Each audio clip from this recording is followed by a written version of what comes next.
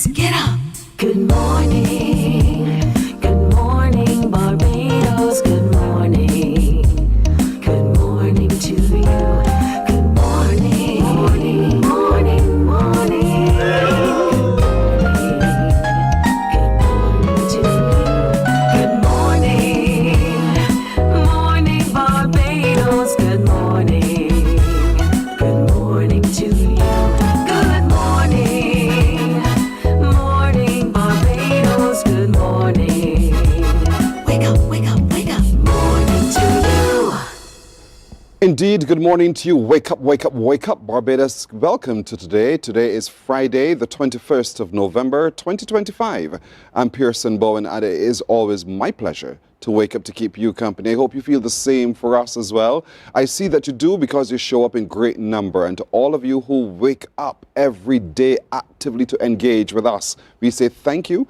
Thank you for joining us on our streams on Facebook, YouTube, and our website, cbc.bb. Sharing the show is what we ask you to do. Bring along someone new every single day. Let them share in what we do, and I thank you for doing so as well. Another big thank you for those of you who are sending us the emails. Remember, our email address is morninbarbados@cbc.bb. If you know of something that we need to talk about, if you know of someone whose story we have to tell us by sending us the email. That email address is on your screen to guide you. It is morninbarbados@cbc.bb. And again, thanks.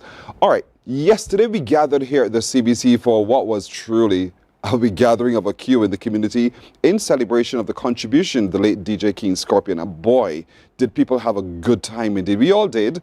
And so to all of you, the thousands who showed up in our yard, as much as we could accommodate, we accommodated. We thank you for coming out in support and for recognizing the contribution of the brand Q in the community. Thank you for doing so as well. There's a lot still to do this weekend, and we'll share a whole lot more with you coming up in the show today. So stand by for that opportunity and a whole lot more. But I figure we should start today's show by teasing and testing your brain to wake it up at this time of the morning. Have you had your tea? I'm not even going to go with the C word, which is coffee. Ugh. But nonetheless, for those of you who choose that as your morning beverage, good for you. I hope you enjoy it as well. But I hope you have had enough that you're able to answer some questions for me right now. But I'll give you a chance to celebrate 59 and win right now.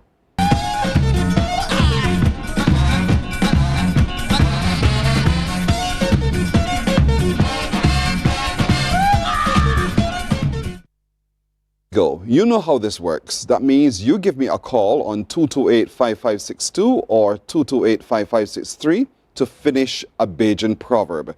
If you finish it correctly, then you are a winner with us at the CBC. So this proverb is on your screen. It says, common dog does bark. Where does it go after that? Finish that proverb. Common dog does bark. Finish the proverb. Where do you think that goes after that? 228-5562 or 228-5563. Call me now and let me know. Common dog does bark. Is it how? At who? Where? I don't know. Lead me there. Tell me what you think, how that proverb ends. 228-5562 or 228-5563. Common dog does bark. And just to let you know, today we want to take a look at how sports tourism continues to contribute to the tourism pie and its offerings. We'll talk a little bit more about that when a consultant joins us in just a little while. We'll also get an update on the plan for regathering activities in St. Michael this month, what's happening this weekend, what's happening next week as we continue to gather in St. Michael this month. But I'm waiting on your call, folks. I'm waiting on your call to win as we celebrate 59 years of independence. Common dog does bark.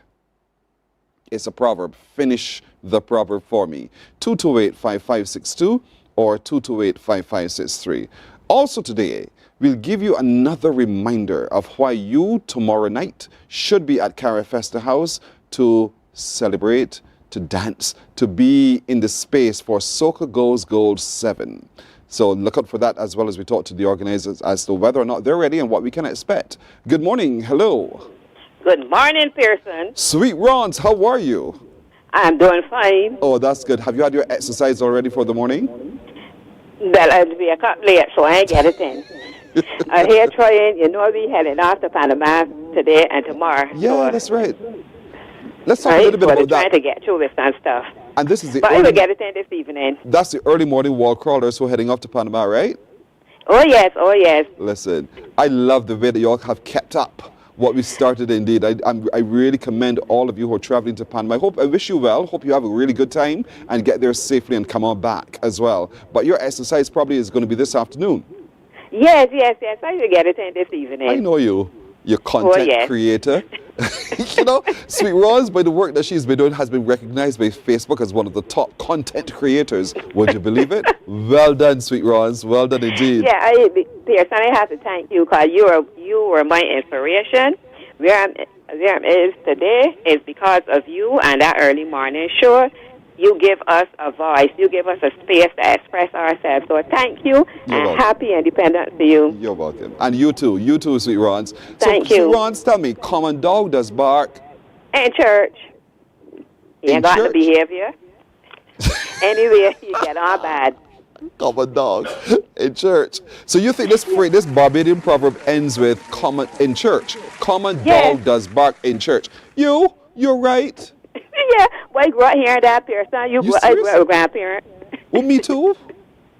I know you say hear that saying, "Come, a dog is bark in church."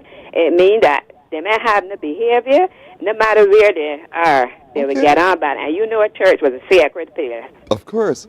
Sweet Yes. Roz, well done. Congratulations. We know you, but I know that our producer wants to get to a number, so just stay on the line because we have something for you for winning as we celebrate 59 this year. Thank you, Sweet Roz. Thank you, Pearson, All right. and all. The same to you. Thank you so much. You guys travel and have a grand time in Panama. Oh, imagine that. They're going to be checking out the canal and a whole lot more, but there's great shopping in Panama as well, I'm told. So consider Panama perhaps as your next destination. But there they go, the early morning wall crawlers. Also coming up today on the show, the Chronicles of the Man Ninja Man, written by a young Barbadian man. He has also illustrated the book. He'll join us to talk a little bit more about why are you looking at Ninja Man? What's the book about? We'll talk to him about that as well. Plus, what can you do with just $20? There are a number of school students in Barbados who have been challenged to do much with the little they've been given. And we'll talk to the people about that and what we can expect as we engage in a marketplace tomorrow to see just what they are doing with their $20. So there's a lot to get to today. Do you think? Okay, all right, so I'll take a break right here, and I'll come right back in a moment.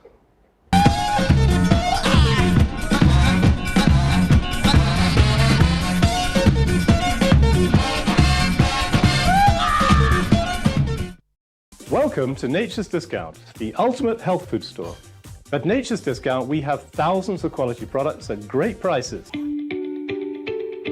Hi guys, Dottie here with Nature's Discount, and today we are talking about Solar Ray, microbiome probiotics, and why you should be taking them. And we have well over 3,000 amazing products to help you get healthy.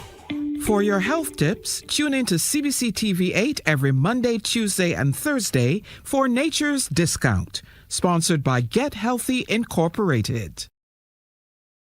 98.1 The One, your number one party station. With an audience from 18 to 40, we keep you engaged, energized, and entertained. Choose 98.1 FM, The One.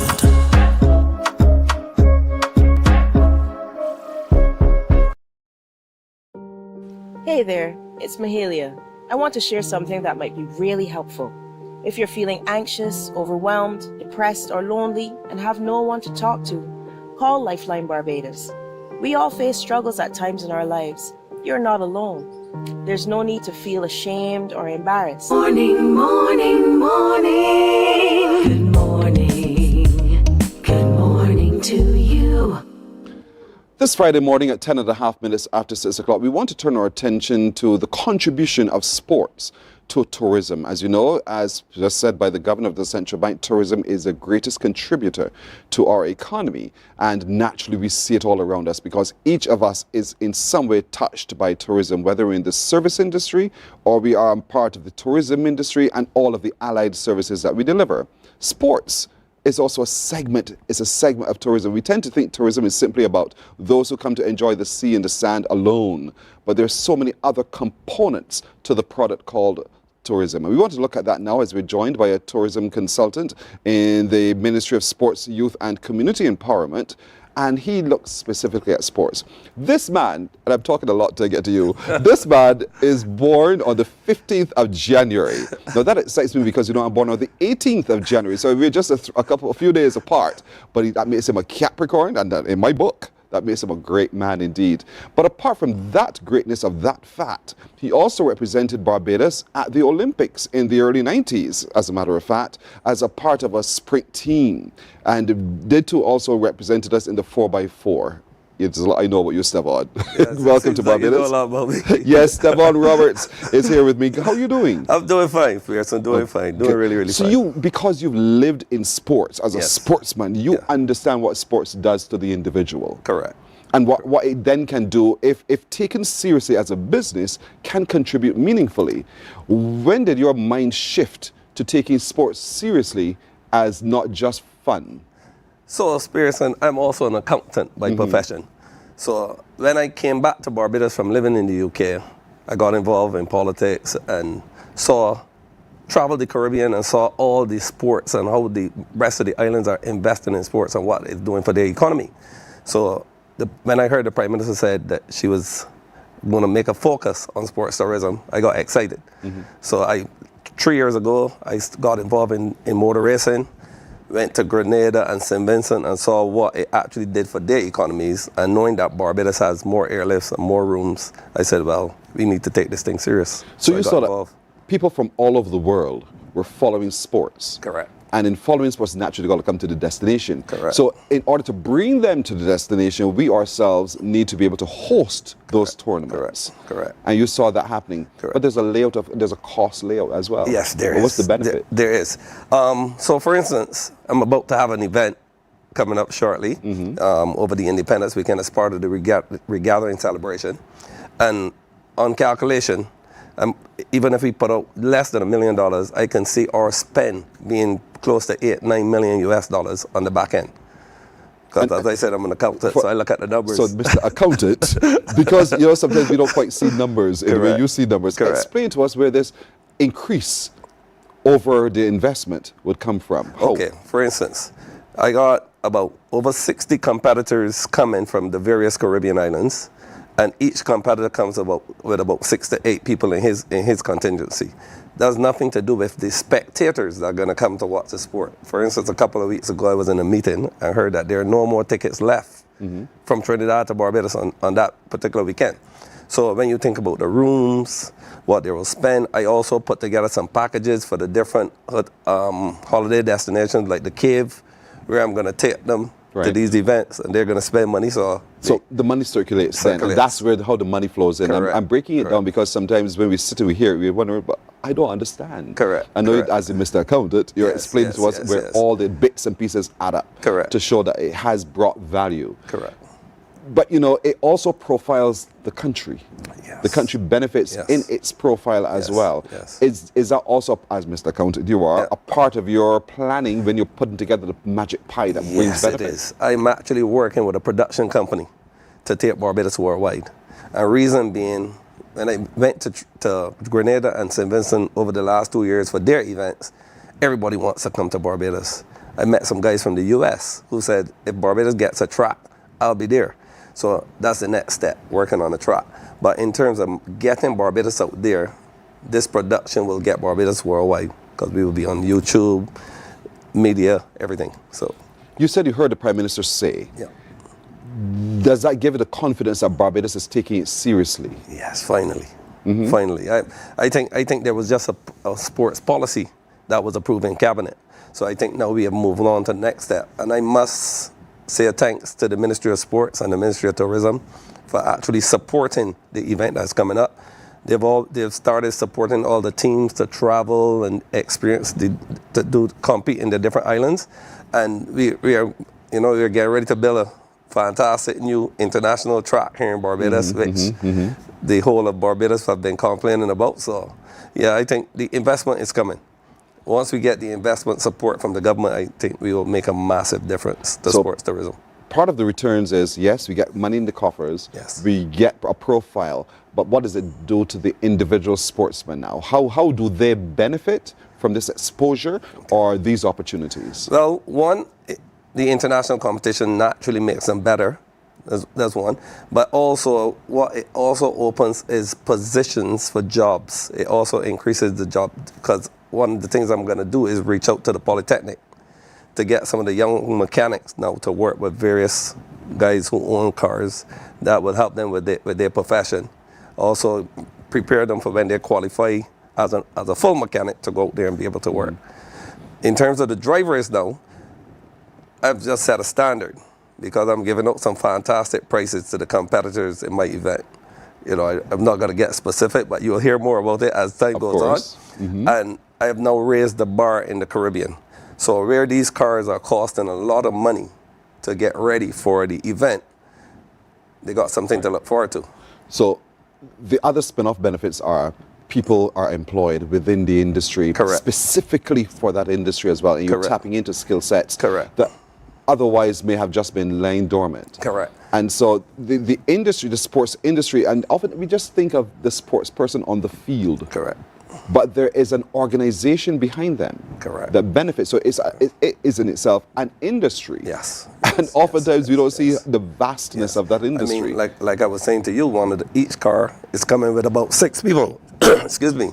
And these 6 people have a different job to do where the race is concerned.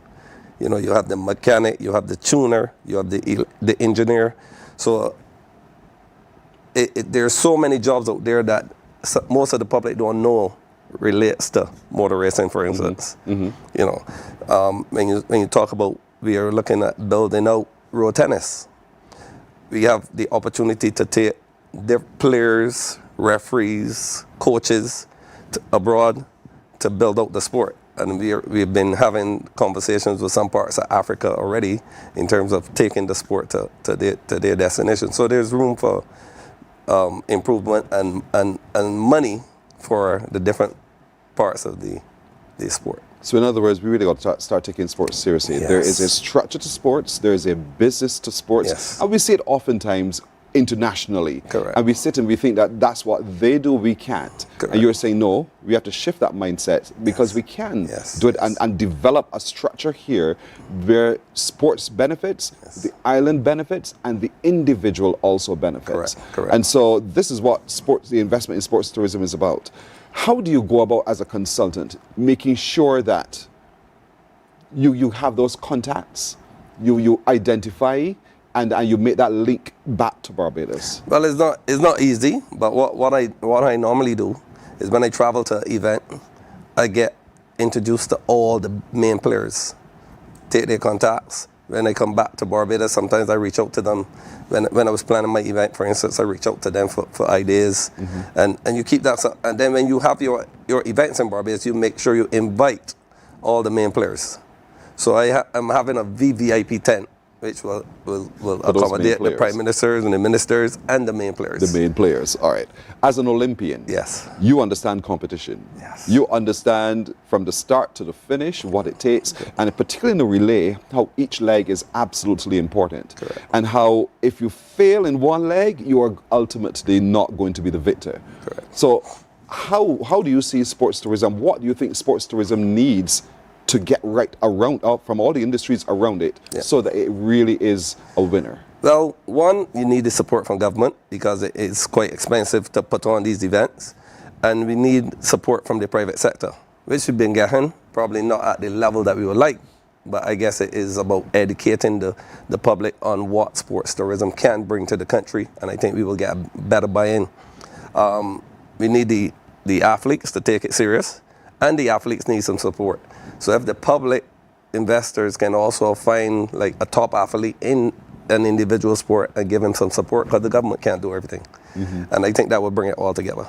I think the public shows that once we see the stars. Oh, yes. Your star must be in ascendancy. We walk away from you. And so we've over time had some outstanding sports people who have attracted others to come see. Correct. Just how we get all excited about Usain Bolt and all that. We would fly to Jamaica just to experience that moment, or fly wherever he is in the world. Is to be able to develop sport in such a way that people want to come to the island to see what we do. Yes. We have Rihanna. Yes. People come to see her house, where she grew up as a little girl, and to walk Rihanna Drive. Correct. And it's to be able to do the same thing for sport. Correct. So how do we begin to leverage our stars in the kinds of way that they too are a part of the marketing effort for sports tourism? Well, one thing we have to do is make sure that our stars can continue to compete, which means support. Because, for instance, the event that's coming up, one of my fastest cars, the guy was having an issue, he needed a part, and the financing wasn't there.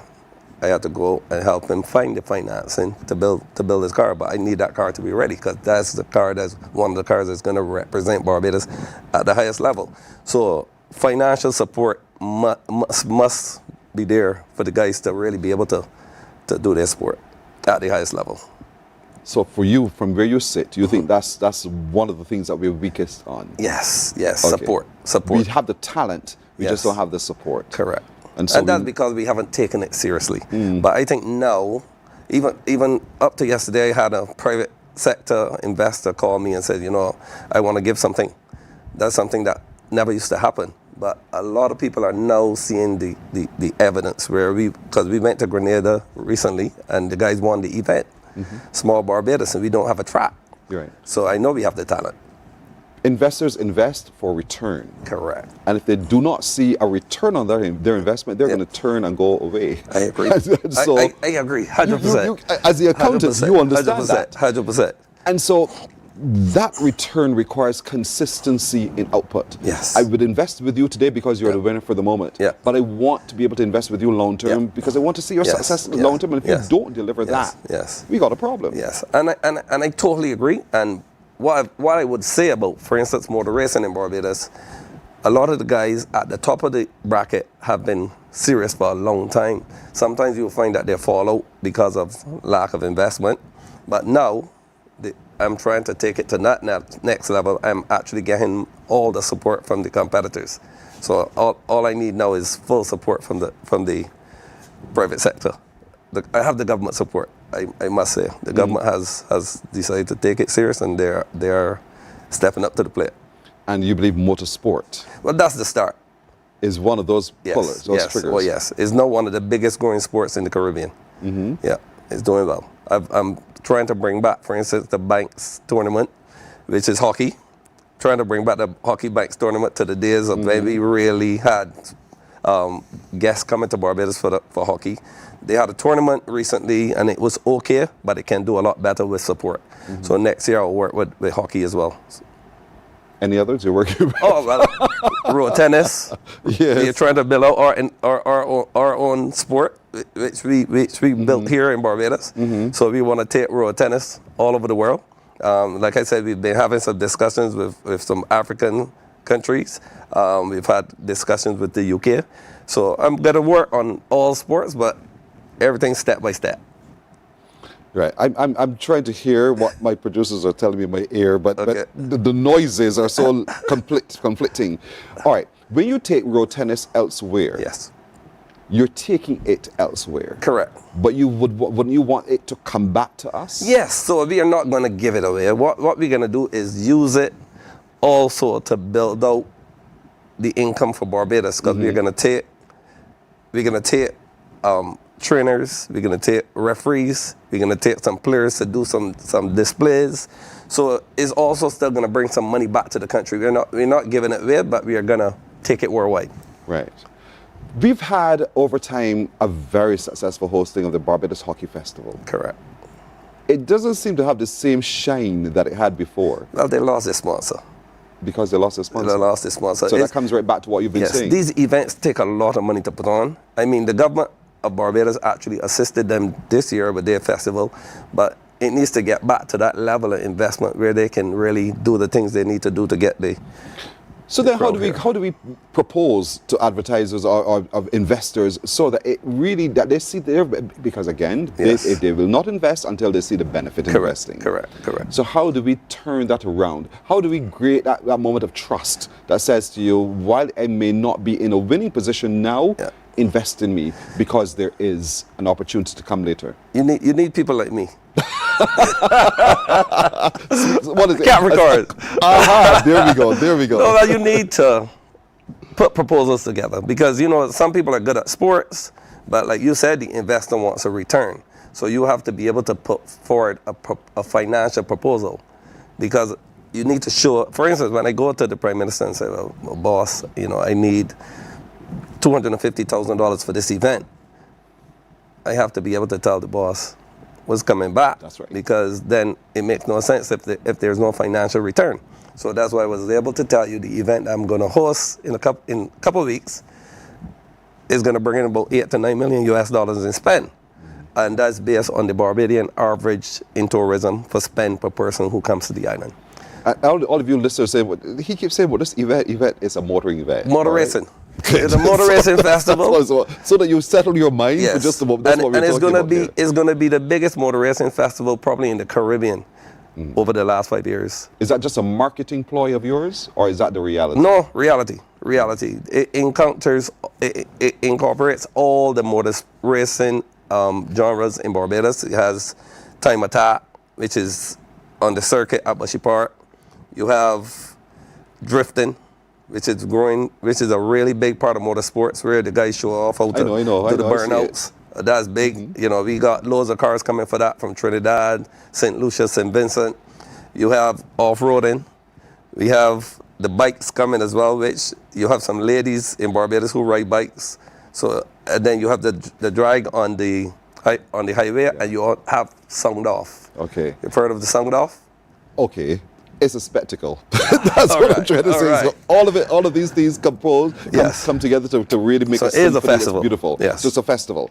And so sports has its place, sports has its value. You would have just heard from Stavon Roberts as a consultant, sports consultant, the value of the contribution of sports to our economy. Yes. And so all he requires of all of us, spectator and investor, is to take it seriously. Yes. And in taking it seriously, to be able to not just show up in support of, but to give in support of as well. So we see the benefit because it's been calculated. He's an accountant by nature and by profession. And so therefore he understands, but he plugs in numbers just how what could come out. Yes. And so he has a magic wand to really turn it around indeed. I was trying to choose some different words here. But Stavon, it's really good interacting with you. Thank you. Wish you well on the event. Thank you. And, thank you for your ideas and your interest and your passion for sports and how it contributes to the overall Barbados success as well. Thank you very much, Pearson. You're very welcome. Thank you. Stavon Roberts, who represented Barbados in the 1990s in a 4x4 relay at the Olympics. He's a sprinter.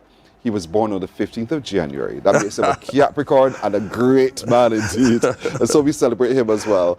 We'll take a break right here on Morning Barbados, and we're back in just a moment. Morning, morning, morning. Good morning. Good morning to you.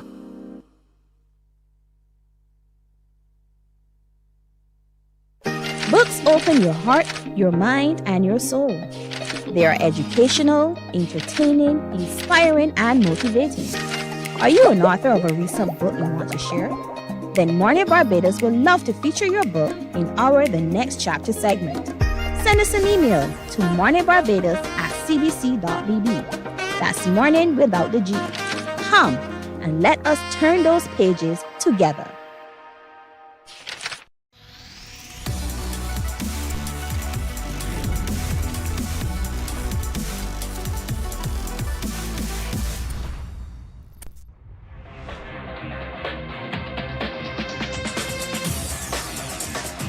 Week after week, Scald presents exciting reports and documentaries on the most varied topics of our time. Spectacular developments and innovations, lifestyle and trends of tomorrow, mobility and tourism, health news, highlights from art and culture. Each contribution grabs the viewer with extraordinary images and stories and takes him into fascinating worlds which he experiences here exclusively and up close. We're there when companies and specialists develop super satellites for a global network in space and can look behind the scenes. Scold is a window to everything that is there or is yet to come. Fly with us through time to better understand today and tomorrow. You've always wanted that. Scold, a look into the future. Our world today is not the world God wants it to be. One of the reasons, which will surprise many, is that our planet, its governments, and its peoples are all living under the weight of Satan's rule. From the beginning of mankind's existence to today, human history is the written record of what it means to live under the rule of the devil. Yet that rule is coming to Morning, morning, morning. Good morning. Good morning to you.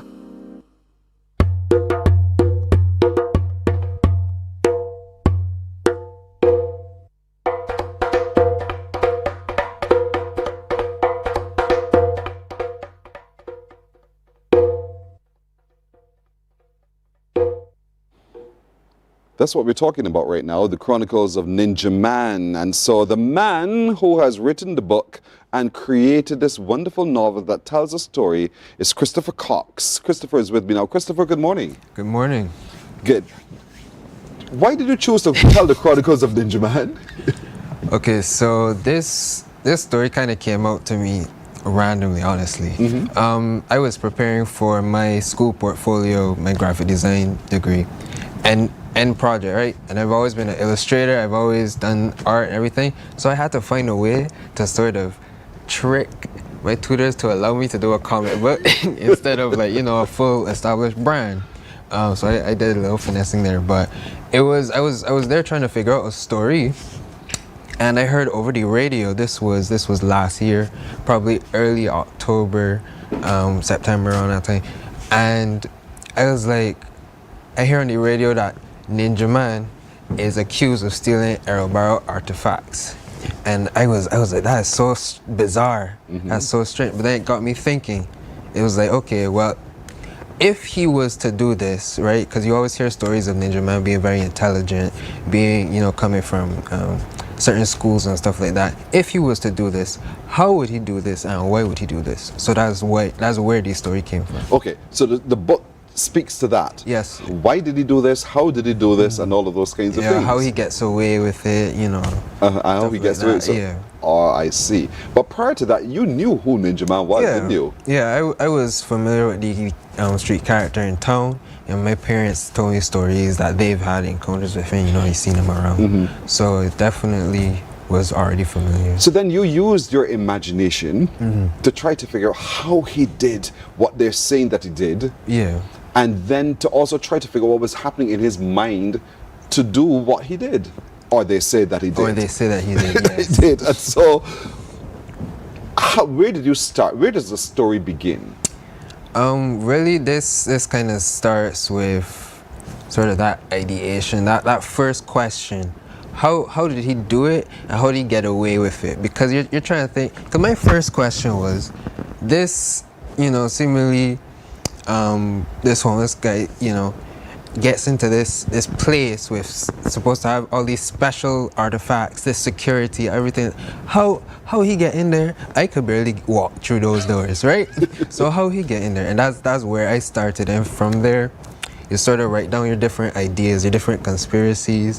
Then you sit down, you're like, okay, you maybe talk to some people, see which ones fit better, which ones, you know, are more funny, humorous. You do research. I did some research on Ninja Man. You know, I spoke to some people, got some other stories from him to kind of create this new character. And from there, you sit down, you sketch, you storyboard, you test with people, and then you sit down, you do the illustrations, and then strangely, the hardest part, getting it printed. Yes. Yeah, organizing all of that. But what was the hardest part? Why? Because I feel for me at least, it was the hardest part because it was one of the only points where I wasn't doing the job. Oh. So, you know, I could stay up late drawing or I could stay up late writing or anything, but then you have to then take that step to depend on other people, you know, paying for it, getting the funds for that, checking the quality of the prints, you know, all that kind of stuff. That was challenging. And it was new. So that's why it was most challenging part, because everything I've done before, you know. This started as a school's project. Yes, please. Was it assessed? And how did it do? I'm curious. I did very well, yes. We work with you very well. Right? Yes, I did very well. Okay, fair enough. And so your tutors allowed you to get away with it? Yes, please. Because the assignment was a little different. Yeah. But they thought how creative you were in taking the assignment and taking a different approach to that assignment. Correct. Is this your first publication? Yes, this is my first publication. So having built the character, and I'm sure that, you know, in building the character, there's a little bit of truth, but also a little bit of fiction around him as well. And so what life do you think this character has for a sequel? Definitely, the plan is to sort of create this world, a series, right? Where this character, because it's the Chronicles, there's multiple stories, and the way I kind of imagine it is that Ninja Man would be sort of the protagonist for investigating conspiracies in Barbados, right? Because I want something grounded, you know, in Bajan, like fantasy, essentially. So like I had like some random idea, because you know at some point we recently had like a milk shortage, right? So now imagine Ninja Man investigating the secret behind this milk shortage in Barbados. You know, what happened with the cows, and it revealing that it's like aliens or something like that, right? I think your question, what happened to the cow? What happened to the cow, you know? Because we have cows. What happened to the milk? We got cows, no milk. What happened? Right? So it's sort of something like that, where I've even invited other people to share their conspiracies, because I love to work with other Bajans that like tell me your stories. I'll try my best to draw it, right? Yes. And that's really kind of what I want to do with this character. And so you've given life to the character, and let's put aside who we know of Ninja Man for just a moment, because he dressed in all sorts of different costumes and stuff. But he was in himself a living testament of how someone could stand up and face the world and not be afraid of the world and have a point of view.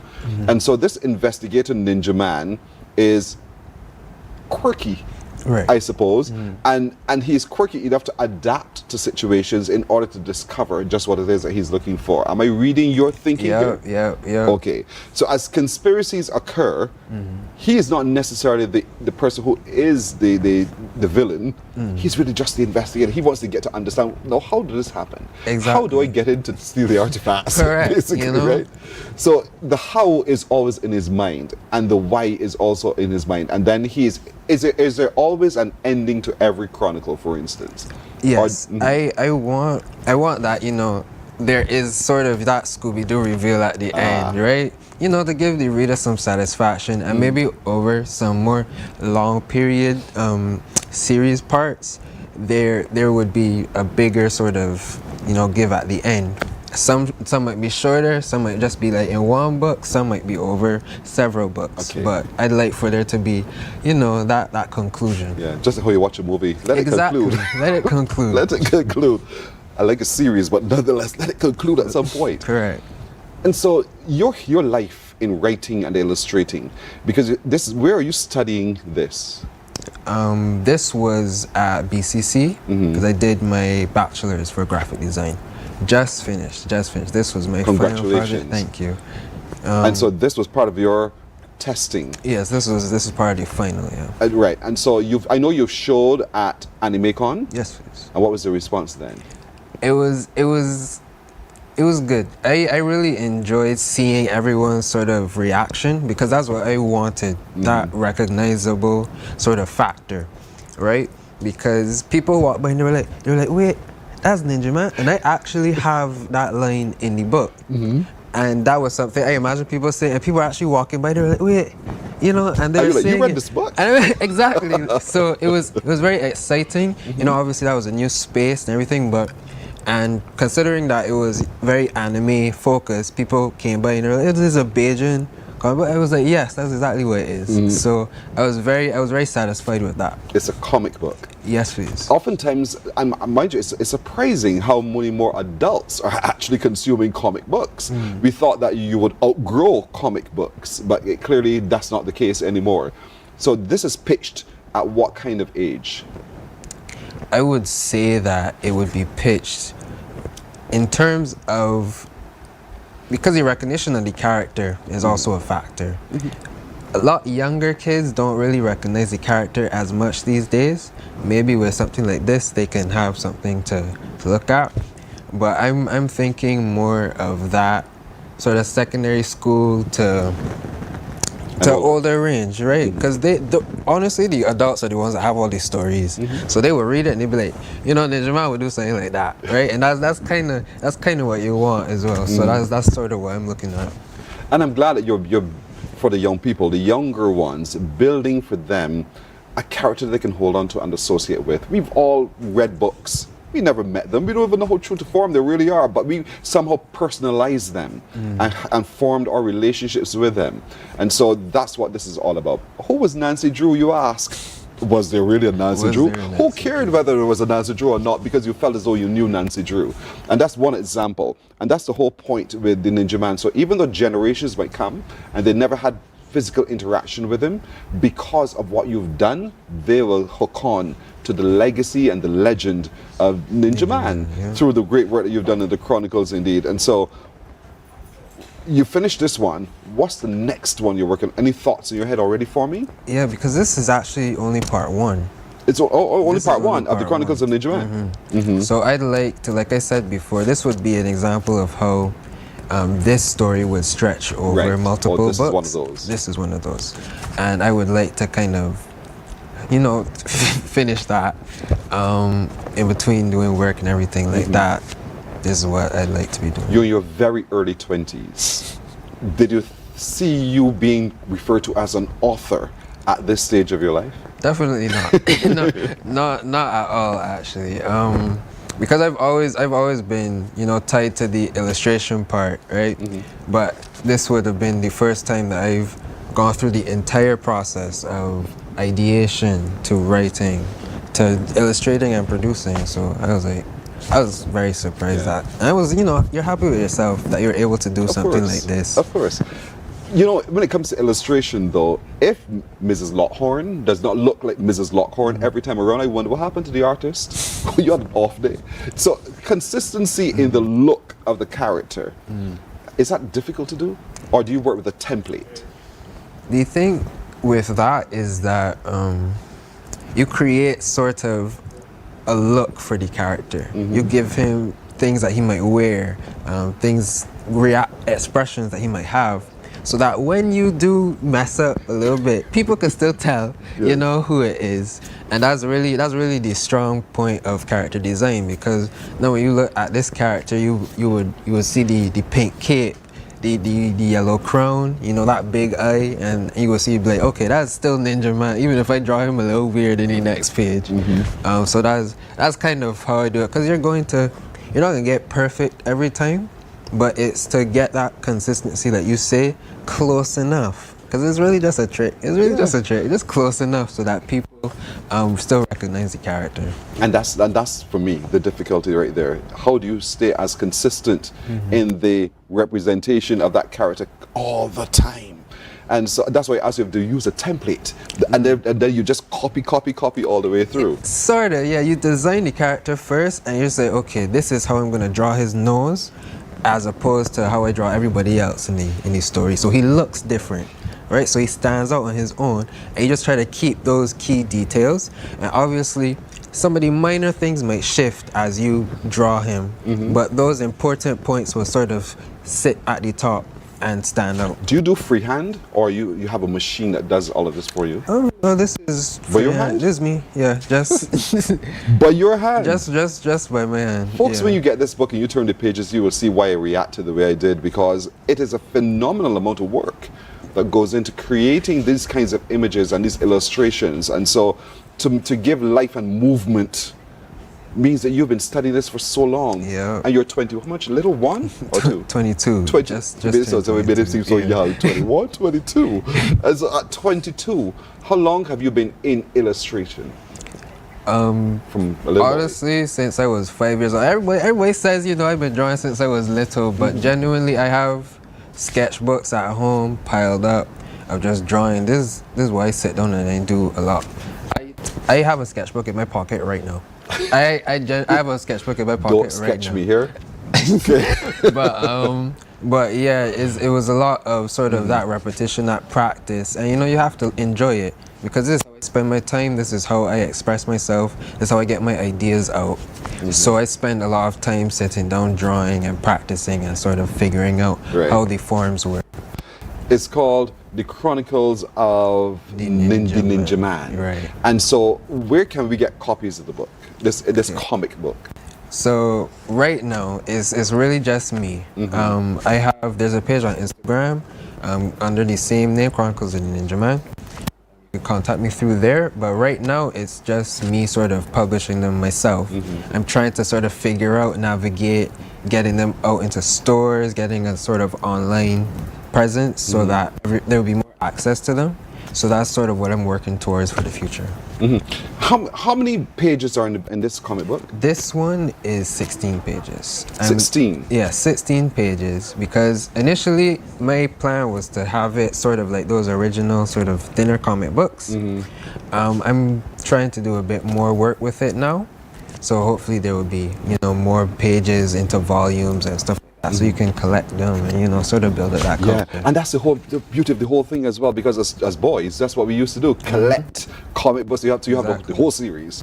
The whole series of Hardy Boys and everything else. And so that's what you want to do as well, to create that culture around the Chronicles of Ninja Man. Right.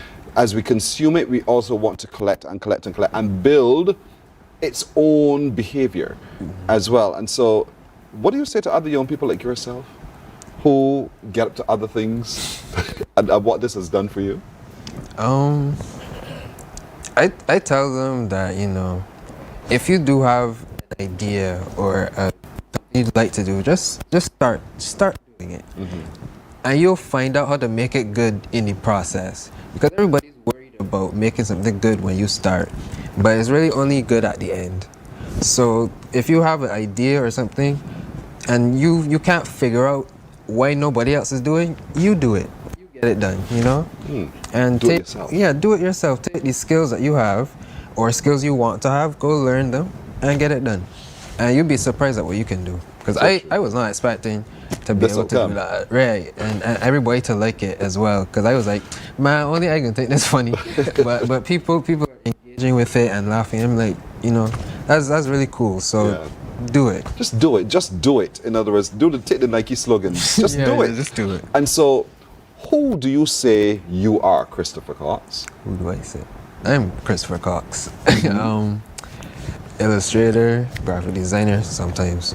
Not all the time.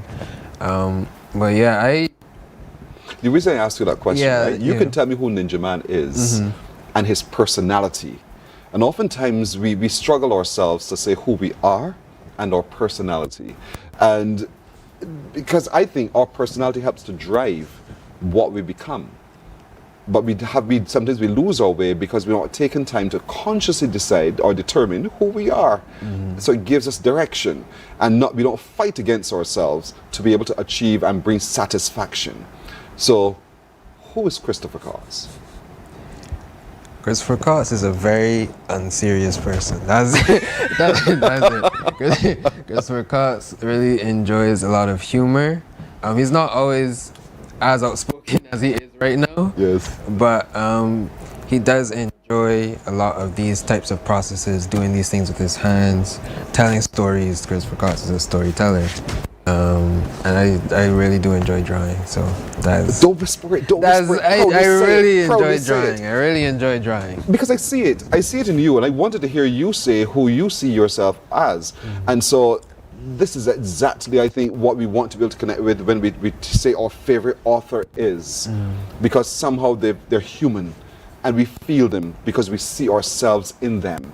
So I like the fact that you're able to take Ninja Man and take it from a different point of view because you see it differently. That's just the way you are. Some might think it's a quirk of nature, but who cares? That's who you are.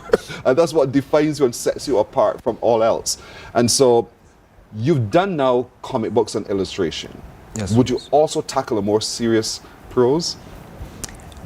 I think if the time came where, you know, I was to have something more serious to say, I think I'd be able to do it. You always have something more serious to say? Yes. If there's a need for it, and I have the capabilities, you will do it. Yeah, just do it. Just do it. All right, Christopher Cox, thank you again. You can contact Christopher and get a copy of this first edition of his comic, The Chronicles of the Ninja Man. And how can we do it? There's Instagram, so you can go to Chronicles of the Ninja Man on Instagram or Hypothetical Arts on Instagram and contact me through there. It's a good book. It's a wonderful gift to give at Christmas. It's a wonderful gift to give to yourself at any time you need, starting today. So it's by Christopher Cox. That's his name, Christopher Cox. He's the man who started with just a school project for testing. He took a different twist and found himself looking at the Chronicles of the Ninja Man, asking questions, why, how, all of those things, and he tells that in this comic indeed. If you'd like to know more of how the story ends, or dun dun dun, the cliffhanger, then you got to have this first edition of those Chronicles indeed. Christopher, thank you so much for spending time with us. Thank you for having me. And thank you for the great work that you're doing as a young man, 22 years old, and already is a published author. And he reminds all of you other young people as well, just do it. Don't be afraid. Thanks a lot, Chris. Thank you. You're welcome. We're taking a break here, folks. We're back in a moment.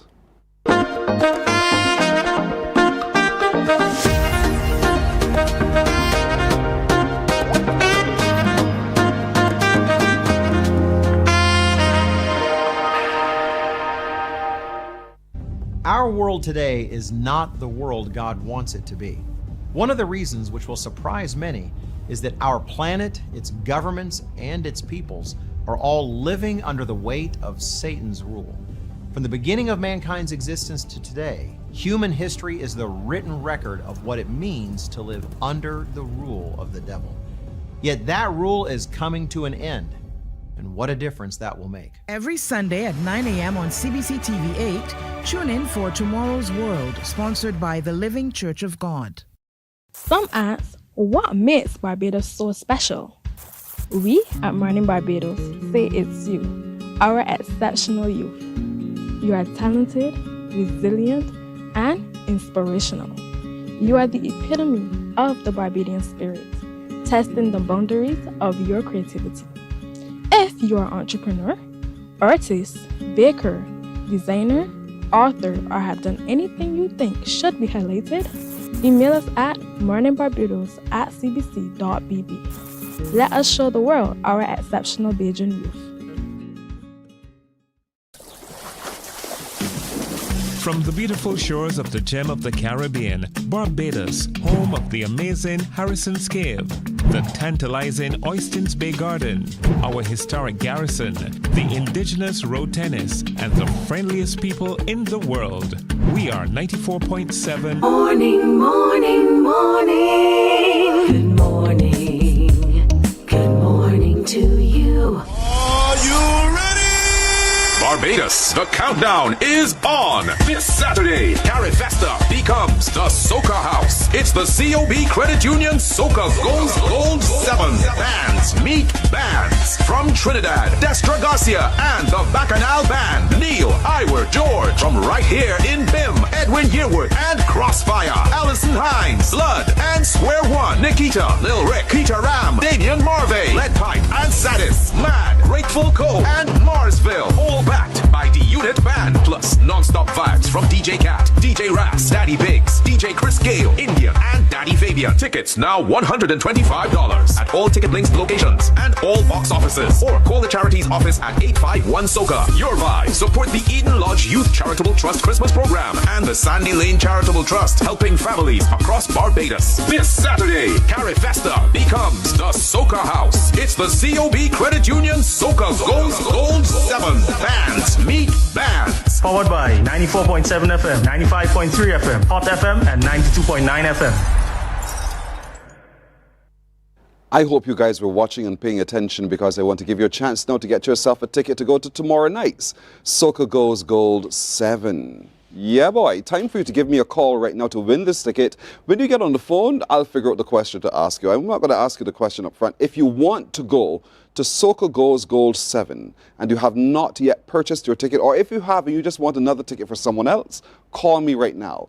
228-5562 or 228-5563. Let's have a little conversation, and then I'll give you a ticket, a chance to win the ticket. 228-5562 or 63. Remember, Soca Goes Gold 7 is tomorrow evening at Carifesta House. You know exactly where that is. And because you know where it is, you are showing up in great number. It's band meets band. That's the way it's built. But so we want to give you a chance now to win a ticket. Call me now.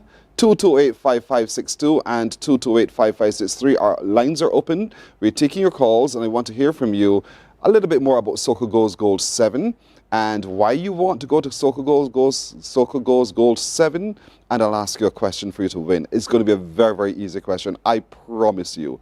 I promise you it's a very simple question. But the box offices remain open today to receive you, to purchase your ticket for tomorrow night's show. And there are box offices everywhere. And because there are everywhere, there's a box office near to you as well. So Soca Goes Gold 7, 228-5562 or 228-5563. You get a chance to win right now. Good morning. Hello. Good morning. Hey, good morning. Who's calling? This is Mr. Bell. Mr. Bell. Mr. Bell, if you're listening to your television, you're doing the wrong thing. Mr. Bell, I'd like you to turn down the volume on your television and only listen to me on your telephone. Okay? Yes, I'm your clear. Mr. Bell, are you a soca lover? No, I'm a reggaeton. You're into reggae, but you want to go to Soca Goes Gold 7, don't you? You will surely like to. You would surely like to go. And who would you like to see at Soca Goes Gold 7? I'd like to see Edwin Yearwood. Why? He's your favorite? Yes. He's a very good artist. And this is one of those shows that you said to yourself, I am dying to go see, at least just once in my life. Yes, and I really couldn't afford it, but I would really like to be present there. And so over the last Soca Goes Gold events, you wanted to go, but you never could afford it? No, because I'm a pensioner. Mm-hmm. But you like soca, even though you're a reggae man. Have you ever been to any of the other soca events across the island at all? No, never. So you just watch and listen and enjoy it. But this time around, you want to get out there to enjoy it. I love the energy. You love, so do I. You said you're a pensioner. Do you mind me asking your age? I am 75 years of age. 75 years old. Do you have the stamina to be able to survive Soca Goes Gold 7? Repeat again for me. I asked if do you think at 75 you have all the energy in the world to enjoy Soca Goes Gold 7 tomorrow? All right, listen to me carefully. Uh-huh. Most morning, when the sea is calm at Brandon Beach, my wife and I go there and I exercise and I run from and go to the pot. Okay. Oh, so you got the energy. You're practiced. Give me the name of the female from Trinidad who's coming to headline Soca Goes Gold 7. Do you know her name? Alison, I. Listen, Alison from Barbados, Mr. Bell. No, but thank you for trying, all right? All right, Mr. Bell. Mr. Bell, oh, I so wanted to give it to him. I so wanted to give it to him. 228-5562 or 228-5563. I may ask that question or I may choose to ask another question. Depends on you. But I have one ticket to give to you. If you call me right now, let's have a quick conversation. Let's see where we go with this. So 228-5562 or 228-5563. Call. Good morning. Hello. Good morning, Pearson. How are you? Good morning. I'm well. How are you? I am great, thanks. You're welcome. Oh, that's fantastic to hear. And so who's calling? My name is Merdine. Perline? Merdine. Merdine. M-E-R-D-E-N-E? D-E-N-E. N-E. M as in man? Yeah, D-E-N as in net. N-E. That's a different... As in egg. Well, that's a totally different spelling from the way it sounds. Yeah, it's Merdine. I got you. So, do you know who gave you that name with that spelling? I'm sorry, if I what? Do you have any idea of who gave you the name spelt like that? My dad. And have you asked him why on heaven's earth did he spell it that way? Unfortunately, he died when I was quite young. Oh, so you never got the answer? No, but the D in it throws off everybody. Everybody? Everybody goes like, where did you get that name? Yes, it's a real good conversation starter, I must tell you. So are you looking, do you want to go to Soca Goes Gold 7? Of course I want to go. How much? I went last year and it was fantastic. And So I would love to go this year. You want to go again this year? So have you bought your ticket? So did you buy your ticket? Last year? Yeah. Last year I did. This year, unfortunately, no. Why not? Because I can't afford it this year, Pearson. Oh, you didn't choose. You chose not to take the early bird special? You're balancing your budget. That's all right. That's all right. Okay. Give me the names of the two Trinidadians who are performing. The two, sorry? The two Trinidadians who will be on the show tomorrow. Destra Garcia. I'm listening. And Ivor George. Who's helping you? Somebody's in the back helping you. Who is that? Merdine, talk to me. Who's that? That is my niece. Well done. You're absolutely right. So congratulations to you. Stay on the phone, and our producer will take some details from you. Congratulations. We'll probably see you tomorrow night, okay? Okay, of course. Enjoy it. Take care. Thank you. You're welcome. Bye-bye. We'll take a break here, folks. We'll be back in just a moment. Morning, morning, morning. Good morning. Good morning to you. From the beautiful shores of the gem of the Caribbean, Barbados, home of the amazing Harrison's Cave, the tantalizing Oystins Bay Garden, our historic garrison, the indigenous road tennis, and the friendliest people in the world. We are 94.7 FM, the ultimate Bajan experience. There is a saying, you can find a Bajan anywhere. Are you a Bajan living abroad? Or do you know of one who has migrated to another country? Well, we at Mornin Barbados would love to have you or them on our Bajan Affair segment. Share your amazing stories, experiences, and how you have adapted to a new culture. Send us an email to morninbarbados@cbc.vb, and together we will travel the world.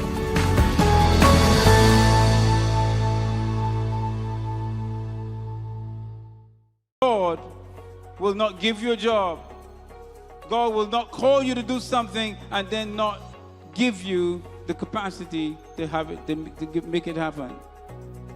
He will give you the resources. He'll give you the people. Not only will He equip you with ideas, but He will equip you with favor, as He did Nehemiah. Turn on the latest episode of Infinite Possibilities, only on CBC TV8, every Sunday at 1:30 p.m., sponsored by Covenant Life Teaching Center. Welcome to Nature's Discount, the ultimate health food store. At Nature's Discount, we have thousands of quality products at great prices. Hi guys, Dottie here with Nature's Discount, and today we are talking about Solar Ray Microbiome Probiotics and why you should be taking them. And we have well over 3,000 amazing products to help you get healthy. For your health tips, tune in to CBC TV 8 every Monday, Tuesday, and Thursday for Nature's Discount, sponsored by Get Healthy Incorporated. 98.1 The One, your number one party station.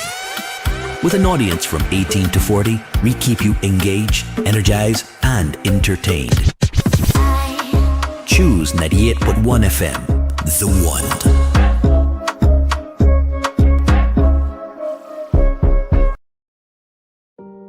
Hey there, it's Mahalia. I want to share something that might be really helpful.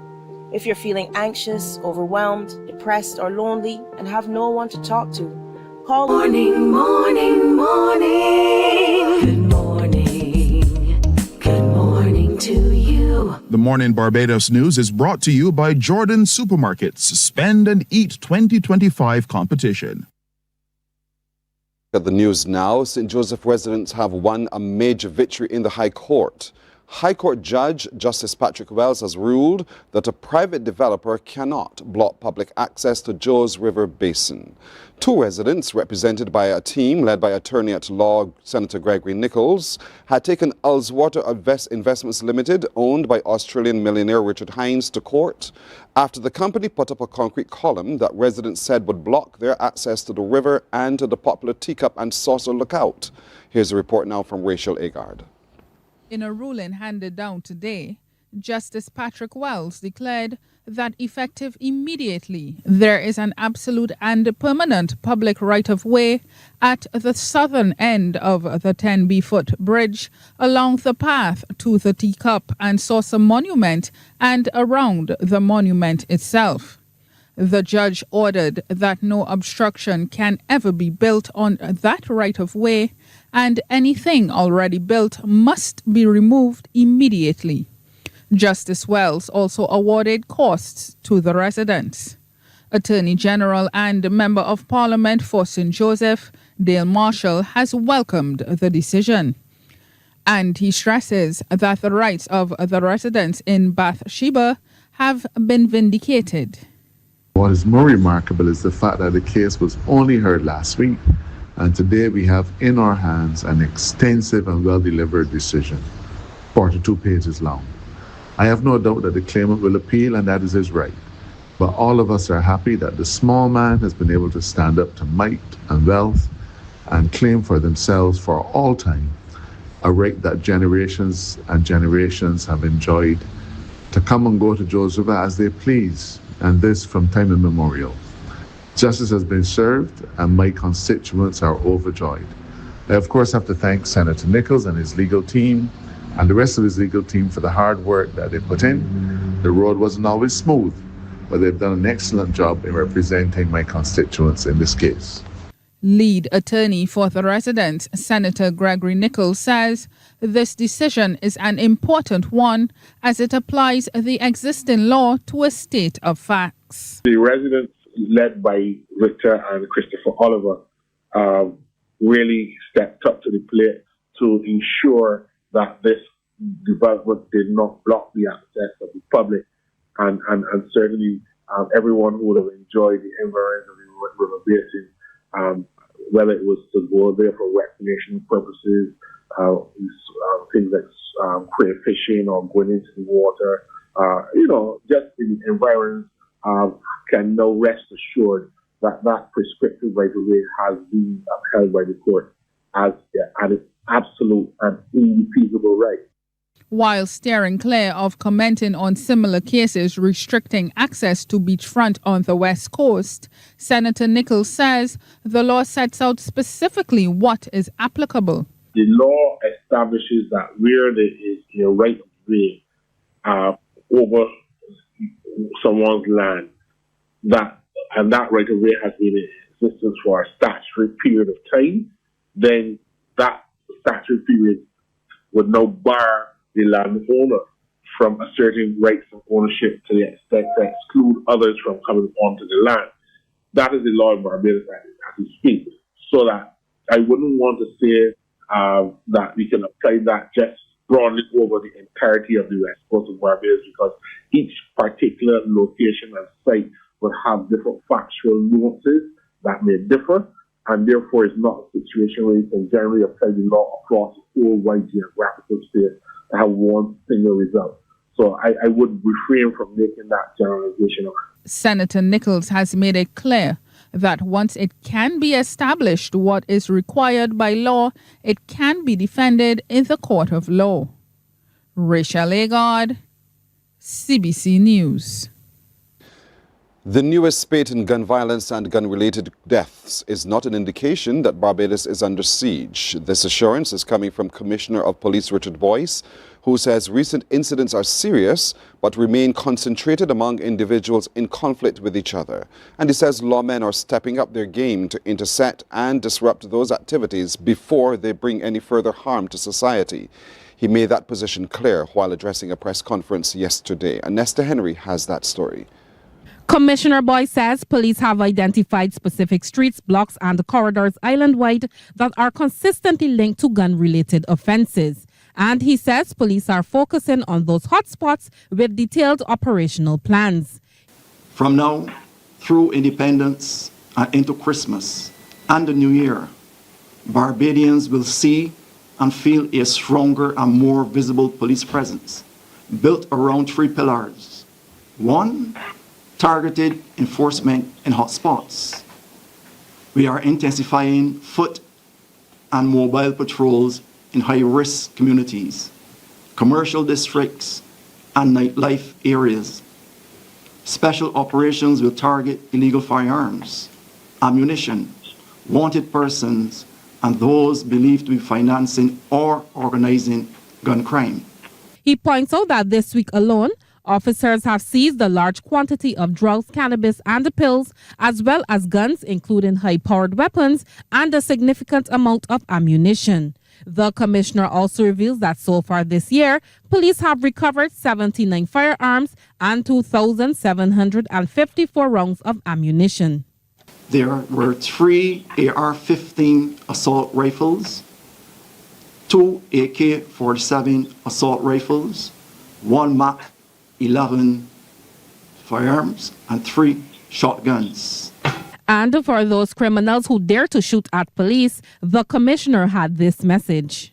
We will fight fire with fire. The gloves are off when it comes to shooting at the police and endangering the lives of police officers out there on the streets. Police officers are deployed to serve and protect.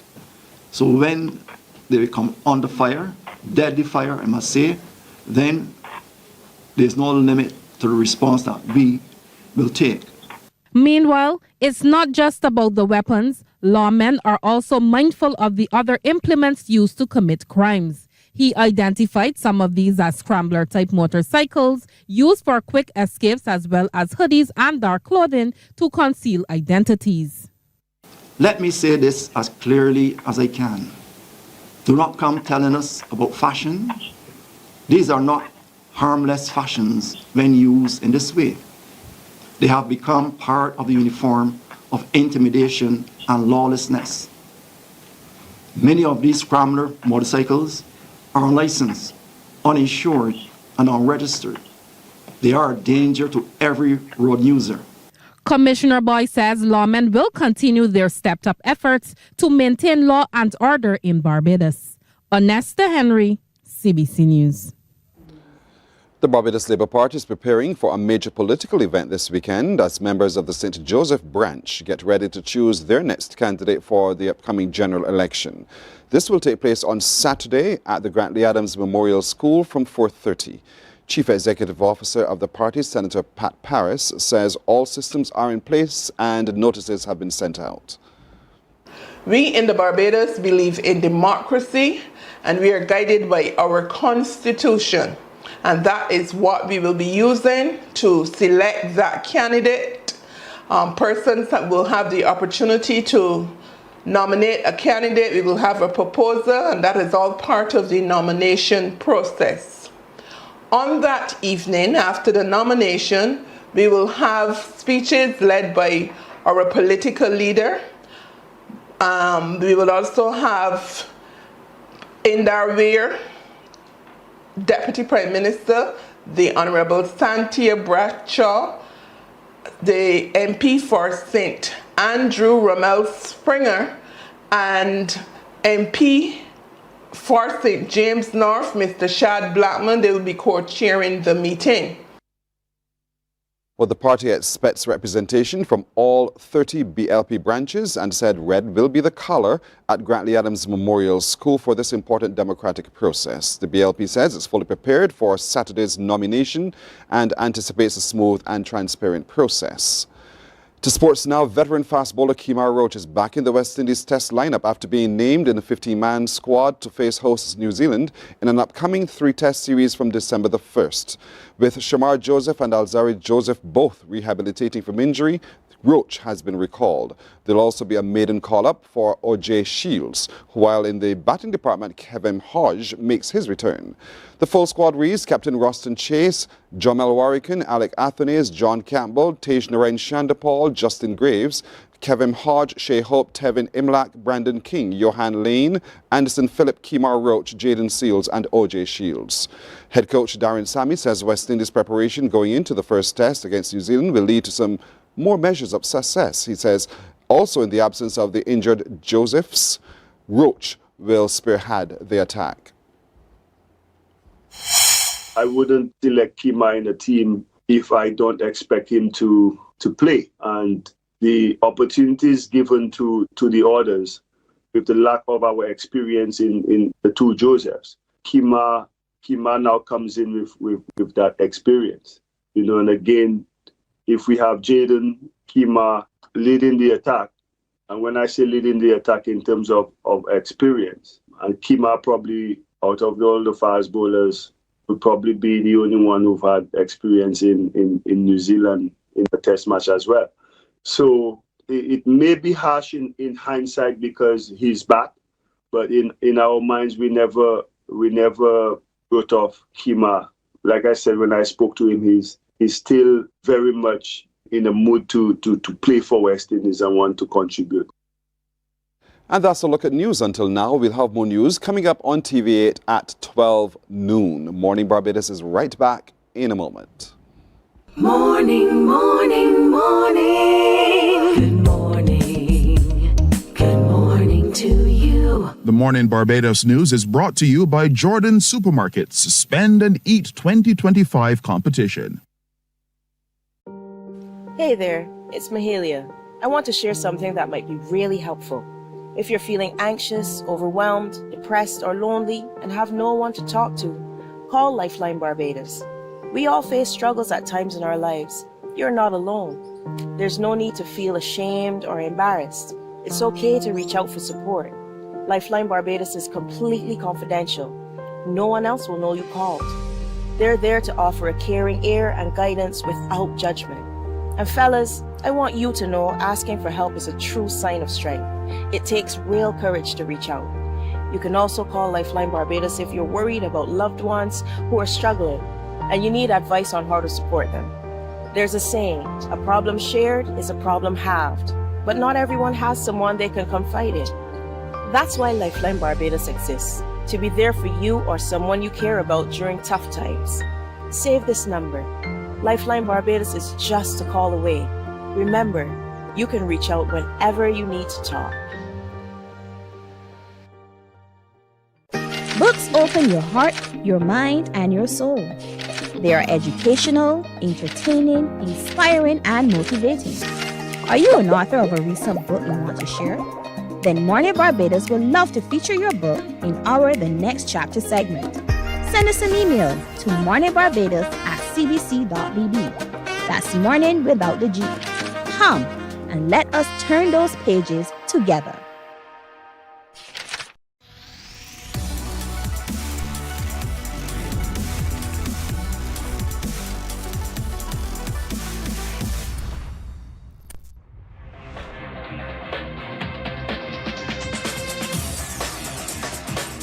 Week after week, Scold presents exciting reports and documentaries on the most varied topics of our time.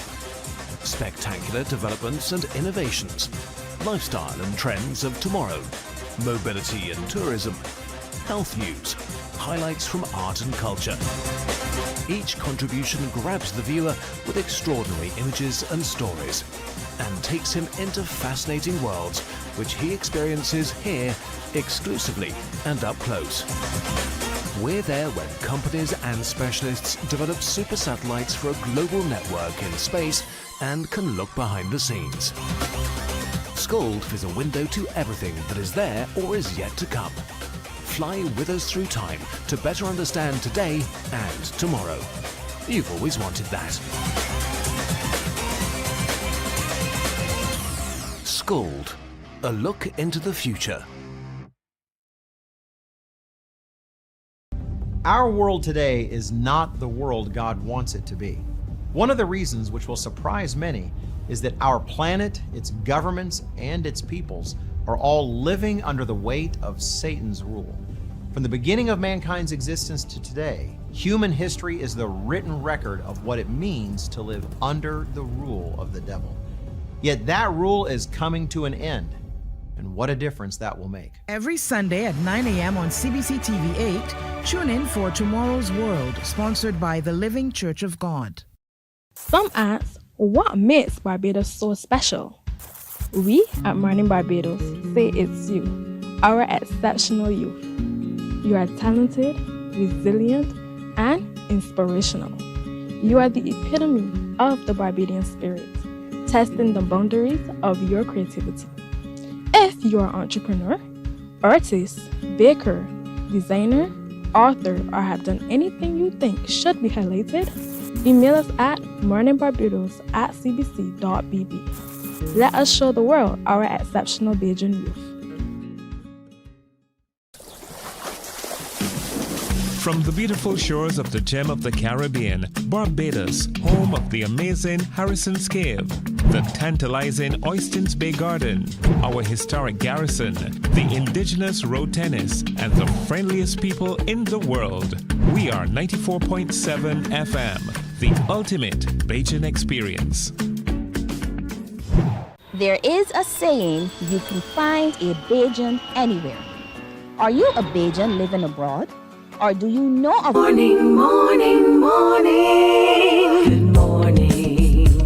Good morning to you. 22 past the hour now as we gather in St. Michael. There is so much going on. As a matter of fact, yesterday we gathered right here in the CBC car park because we wanted to give our contribution to, as we are in the parish of St. Michael after all.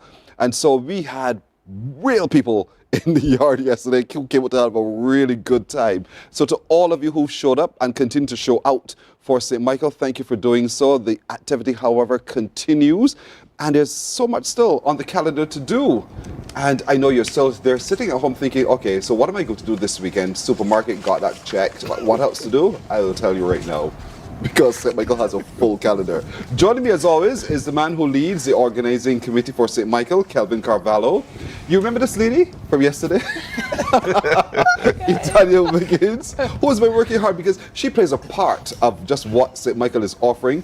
And do you remember the other lady who's sitting across from my very good friend, Dr. Yvonne Weeks? Good morning to each of you. Hey. Good morning. Good morning, Pearson. Kelvin, 9 more days. 9 more days of fun.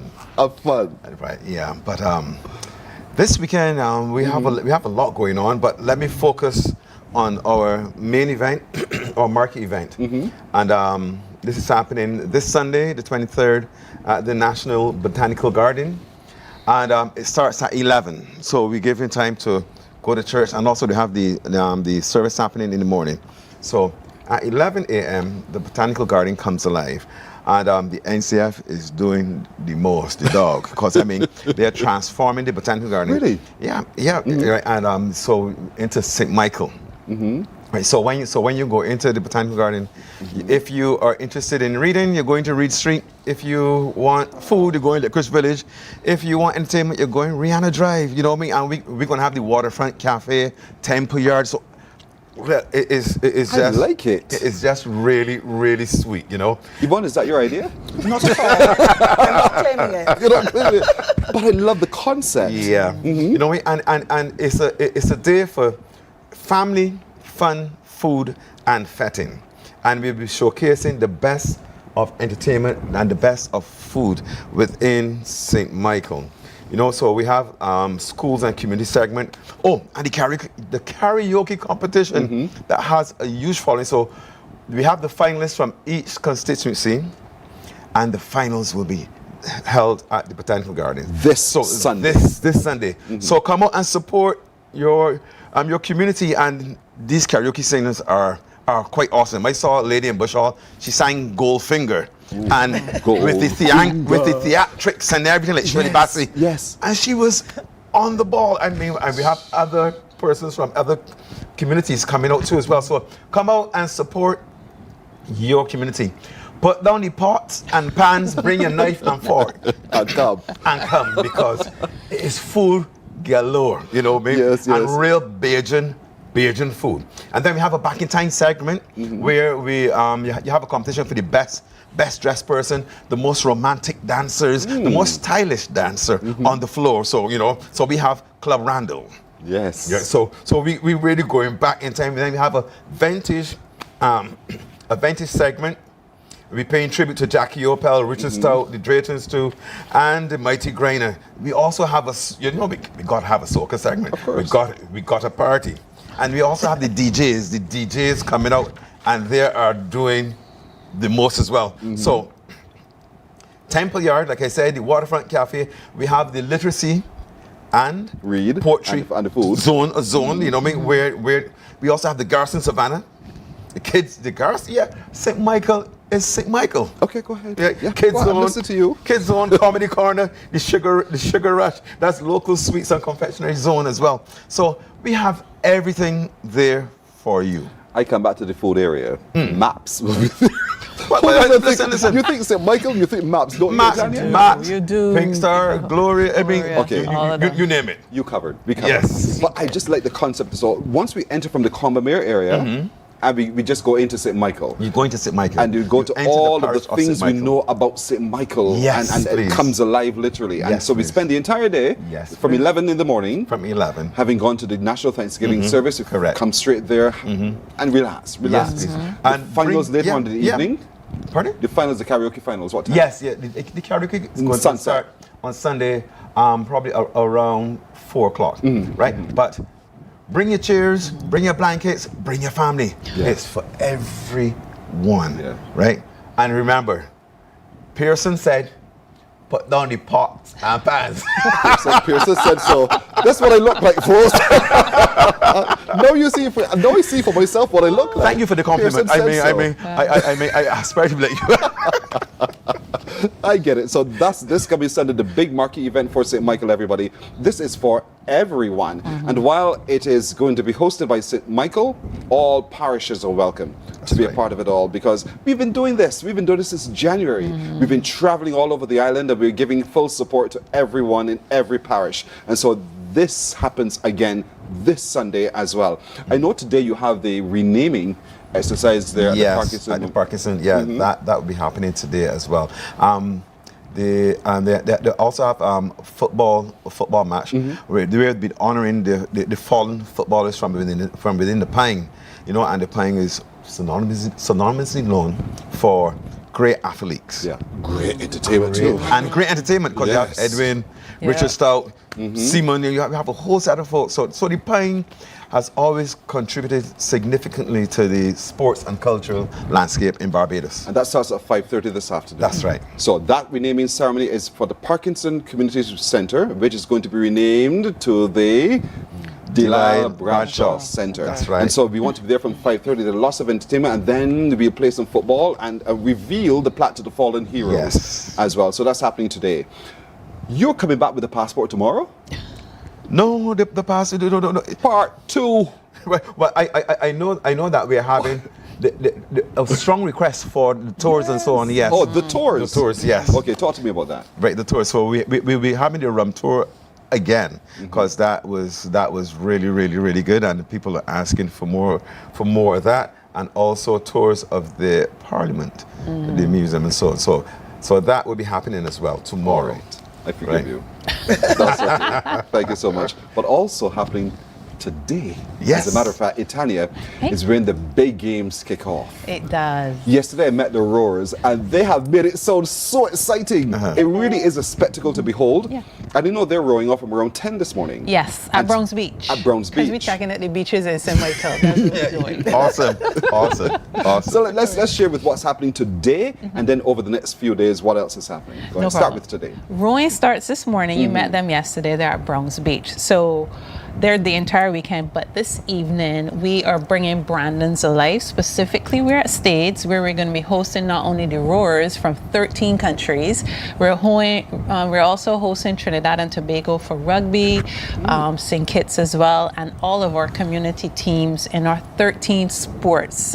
I don't know how he's doing it, but we're just contributing a small part, and we're using the beach. As I said, the beach is a part of Bridgetown, and it was a Sunday tradition for me, and that's what we're trying to build into the entire thing.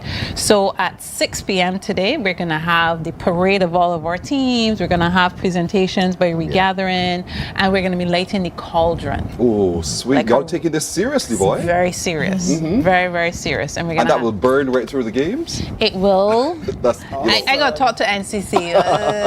Permissions going there. And we're the entire weekend. We're at both Stades and Rascals, which is the entire Brandon's. And we have beach cricket. That's one of the coolest things that we're going to have. So we have our teams already, but we're asking people just come out and try the little beach cricket. We used to do it when we were younger, but just come and do it. And we have it set up with a proper matting and everything. Commentary, you name it, we're doing it. You do it big. We do it big. All the time. And we're at Kensington as well, because that's part of the stretch. So you could walk up and down Mighty Griner, not Spring Guy. Caught yourself just in there. You can walk up and down the entire and take in all the activities. There's Barvin Market there as well. Bridgetown early Saturday morning. It's the whole thing. It's St. Michael's. So we got the road tennis happening at Kensington Mall using the spaces that we have. And Kensington is Kensington. You can't go wrong. Historic. Yes. And because of everything that's happening, we've partnered with the National Peace Program. So youth between the ages of 18 and 35 get a chance to compete in road tennis, dominoes, drafts, backgammon. Sporting the whole weekend. That's what we're doing. That's the best way to say it. Sporting the whole weekend. And you know, Yvonne, there are 14 members of the Commonwealth who are going to be competing in the rowing. And all of the, Yes. Amazing. It is truly amazing. And so there are teams coming from Scotland, Zambia, Wales. Trinidad, Wales. Listen, and they love our beaches. They find it so amazing. We have it here. What is there not to love? And I know, I'm saying. And the historic tour actually starts at Browns Beach in the car park. So the whole connection of the international people joining us as well, I think adds the flavor to what St. Michael is bringing to the gathering. It truly is beautiful. But you know, this lady Yvonne, listen, I can't even begin to tell you about how really good she is. And you know, I've been honored to have met her years ago. And she looks the same. I must tell you. It's true. It's true. It is true. I don't know, but then that's the value of Montserrat, isn't it? That's the value of Montserrat. And so let's talk a little bit about, because your component is literacy. We're doing. We started since the beginning of November. Really? Right. So basically, what I had done was I had a conversation with the Ministry of Education and asked them to kind of identify schools that I could go in and assist with the literacy program. I have a small team, but we basically started going into schools the first week of November. We've been doing 2 sessions in some schools, 1 in others, depending on the availability of the children. But what has been remarkable is that every principal has said, so are you going to do this after regathering is finished? Can you do some training with our teachers? Because obviously my background is not just English, it's also performance and creative writing. So they have seen the way we've worked in a totally different way. So I've had Michelle Barrow go into schools, Ishaka McNeil, He did an amazing job of talking about the history around St. Mary's School.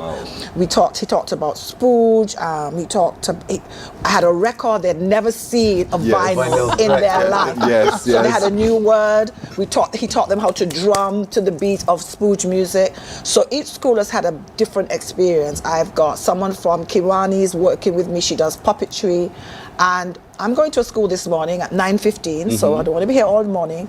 But basically, the three of the things that we've done major is to do a book drive. So we had maybe about 350 books that we've distributed. We would have liked to do every school, but we need more books, folks. Mornin Barbados, where's the camera? No, this one. This camera. This one here. I need more books. You can even bring them to either Powerhouse Academy of the Arts in Wildy or to my house. You can check me offline, but we need more books for the schools and new books, not no old tattered books, please. Yes. We want to thank the University of the West Indies because they made sure we got local books. Powerhouse, 75 parents donated brand new books as well, and just Barbadian writers gave us books. So I have a really wonderful team. Akil Eiffel went into a school yesterday. He did an amazing job. He taught them how to do first position, second position dance, just giving them vocabulary. Yes. But what is very evident and obvious is that schools really want this kind of intervention. And at first I just thought of it as like a little fun campaign, but you know, I'm recognizing the needs, and we know literacy is important, and we know the youth are important. So I'm having a lot of fun. I can see that, indeed. You're asking for books, age-appropriate books as well. Right, so it's also child-appropriate. Right. Because that sometimes you see a book that looks like it's appropriate and it's not. So age 5 to 10 books. Right. We would like to give more books. Tomorrow morning we have a special workshop for parents of the St. Michael schools, but any parent can show up. How do you help your child to read? What are some of the strategies and skills and tools and techniques? You have reluctant children who don't want to read a book. I've already had parents call me at home and say, can I come? Parents, come out. We have a wonderful facilitator, Kerry Belgrave. Erdiston Teachers Training College is on board. The Caribbean Dyslexia Society is also on board. So it means that we're trying to touch every kind of institution. So we have UE helping us, we had Erdiston helping us. We want as many institutions as possible. So please come to the parental workshop tomorrow morning. It starts at 10, finishes at 12:30. Bring a snack, I'll provide juice and water. But I really think it's important if we're going to take literacy seriously. And St. Michael hasn't just gone out and given books or just gone in and taught his children. We've actually done literacy type activities that are helping children to build vocabulary and build confidence. It's developmental. This session tomorrow is where? It's at the Erdiston Teachers Training College. Teachers Training College. At 10 a.m. State House. Let that be your marker. And there's a straight down when you come to that funny corner. Straight in. You go to Erdiston Teachers Training College indeed. And so from 10 tomorrow, parents all turn up. Water will be provided. Bring your little snack and everything else. And juice. And juice as well. So a little flavor to the exercise tomorrow with the juice. So turn up tomorrow because it's important. You're totally right. If you're going to be making the difference that we want to see, then we have to start from the infancy. And so literacy and being able to understand the things that we consume, then to make sense of it enough to be able to reproduce what we understand is what reading helps us to be able to do. And so this session tomorrow I think is important for adults. Yes, parents as in biological, but for those of you who also parent someone else's child or your own or other people, your relative, you can come as well and see. And literacy teachers can come as well. Reading teachers can come because we really need as many tools as possible to help our children. As more hands to the whole process. Indeed, but there's so much going on. I know we've only bullet pointed some of the things that are going on. For those who are watching who are saying to themselves, all right, where can I go and see a snapshot of all of these things so I make up my mind as to where to go and when to go? So you can go online, the St. Michael Be Gathering page, IG, Instagram. So, and if you're not, and also if you want to say like donate books, right? I'm not going to jump ahead, Dr. Yvonne Weeks. No, but, don't do it. But in terms of but in terms of bringing books, I mean, you want to show up at Earlston tomorrow? You bring the books then too. You can bring books there too. Thank you. Yes, Okay, that would be a good. great idea. Yeah, Good. That's fantastic. But with the regathering, right, we have been doing a lot of collaborations and so on with many organizations and groups and so on, and hence with the big games. Right, with the big games and the literacy programs and so on that we're having. But I want to let Barbados know the performance that will be happening on Sunday. At the marquee event. At the marquee event, right? So we have Gabby Ishaka, Biggie Irie, TC, Bruce Charlotte, Crystal Cumming Beckles, Desmond, Maud Leadpipe, Mikey Marsville, Lyric, you know what I mean, DJ. So it's a lot happening, right? So I mean, Pearson, to be honest, it's really a buffet of excellence in education, in entertainment, in sporting, you know what I mean? So and culture. It's culture. So we are covering, St. Michael, we are covering everything. We're leaving no stones unturned. Not at all. Get fancy with your dress. Get ready to go back in time with your dress as well as when you come on Sunday. Get ready to have a dance with your girl and show how romantic you can be with your. It's going to be fun. It's really going to be fun. Once the lights go down, of course, when the sun set, you'll do your thing. Right? Enjoy it. But then tomorrow.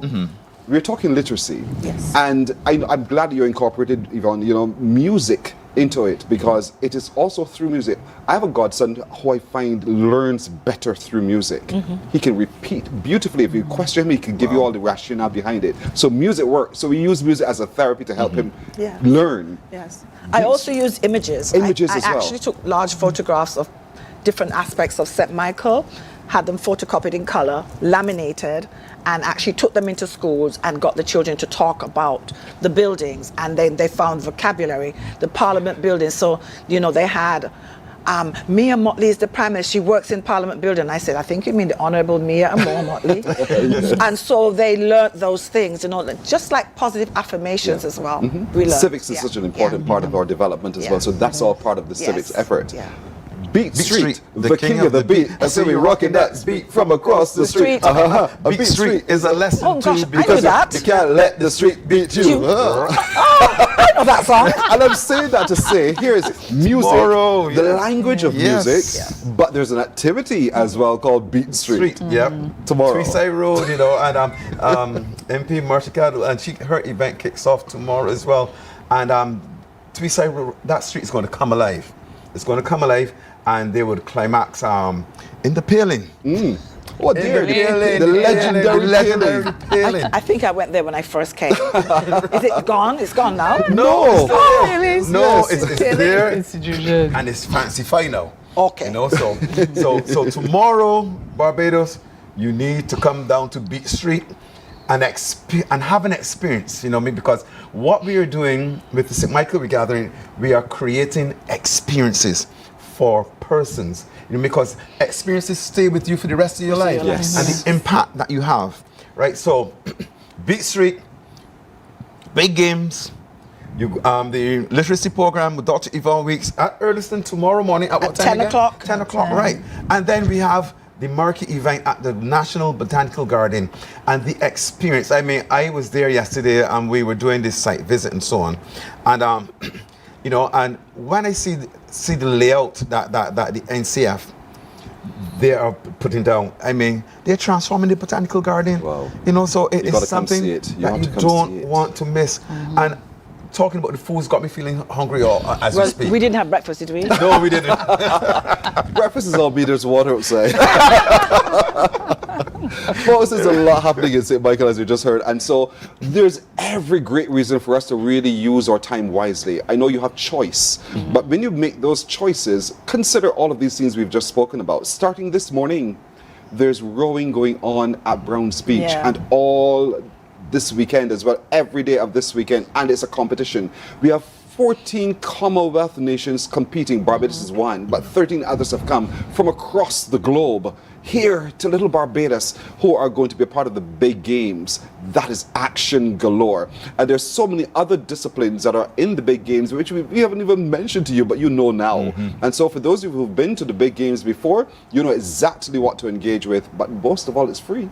It's lots of freedom going on. Everything is free. And you get to see all of this for free at the beach. Come dressed in your beachwear if that makes you comfortable, but come prepared to walk in the sand, stand in the sand, have good laughter, good fun. If you need to wear your sunblock, but show up. And then there's entertainment as well in the evening parts. Yes, there is. There's entertainment. We were scheduled to have a netball celebrity match for some of the artists as well, so hopefully that should come off on Sunday. So as Yvonne, as Dr. Lee said, is a merger of everything, the culture, the sports, the fat, the food. This is where the action is at. And I know when it's saying a lot happening, I want to say naff. Patronize this thing, right? Stuff happening. You know, and also remember tomorrow morning, 10 o'clock, as much as possible, show up at Erdison Teachers Training College for this literacy fair. And so they're encouraging all of you parents and guardians to come learn how to read with, to teach your child. Teachers in particular of literacy, that you need to turn up. You also need to turn up, because there are new ways in which you can impart knowledge. And sometimes the old ways, while they suit certain times, they need to be revolutionized. Yes, that's and so right. come see how you can use what you know, incorporate other skill sets, and bring joy and value to the children who you teach as well. And bring the books, age-appropriate books. Yes, please. On subject areas that you know are appropriate for children. And you make your donation. And while you're there, of course, you'll make contact with Yvonne to find out how else you can make other donations as well. And all that's happening within St. Michael, I really want to shout up and enlarge up the Secretariat. You know, Miss Sophia Graves and Captain Wesley and all Keisha Weeks and so on. They're doing a fantastic job. And then the A-team on the POC, Alicia, Craig, Hurley, right? She is... we call her the boss. And you have Damani and Akil and everybody who is there working, you know what I mean?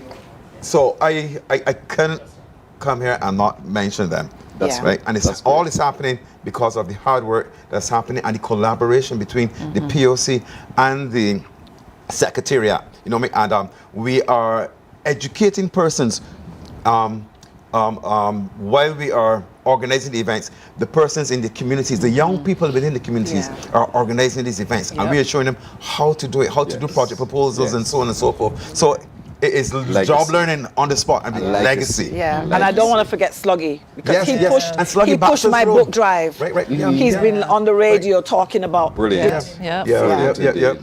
Listen, we got to start. We got to stop. Y'all can get me in trouble. Kelvin Carvalho, who leads the organizing committee, Itania Wiggins, who heads the big games. Remember, they start this morning, 10 o'clock. I want you to show up in your numbers, not just for the spectacle of rowing, but for all of the games all weekend long. So it's today, tomorrow, and Sunday. The cauldron will be lit later on, and then it will burn once we get the permission, of course, so that you can come see just what this is meaningful for us in Barbados. And then tomorrow morning, we are showing up at Erdison Teachers Training College to be a part of it all. And then it just loops on. But the big marquee event is on Sunday. That starts at 11 in the morning in the transformed Botanical Gardens, with everything you know about St. Michael being replicated. You have to show up to see it indeed. Thanks to each of you. Kelvin Carvalho, telling is my good friend Dr. Yvonne Weeks as well. All the best with all of your endeavors. You're welcome. Morning Barbados breaks here. We're back in a moment. Morning, morning, morning. Good morning. Good morning to you. There is a saying, you can find a Bajan anywhere. Are you a Bajan living abroad? Or do you know of one who has migrated to another country? Well, we at Mornin Barbados would love to have you or them on our Bajan Afar segment. Share your amazing stories, experiences, and how you have adapted to a new culture. Send us an email to morninbarbados@cbc.vb, and together we will travel the world.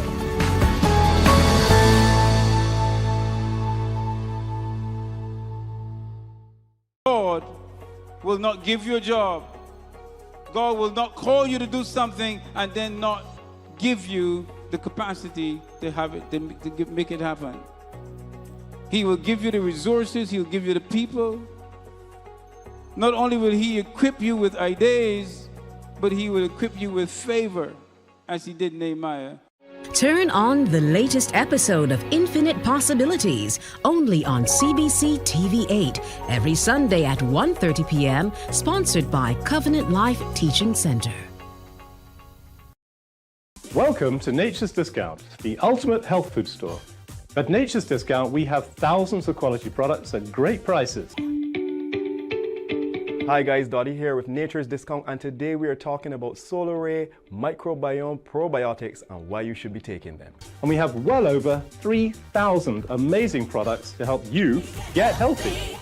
For your health tips, tune in to CBC TV 8 every Monday, Tuesday, and Thursday for Nature's Discount, sponsored by Get Healthy Incorporated. 98.1 The One, your number one party station. With an audience from 18 to 40, we keep you engaged, energized, and entertained. Choose 98.1 FM, The One.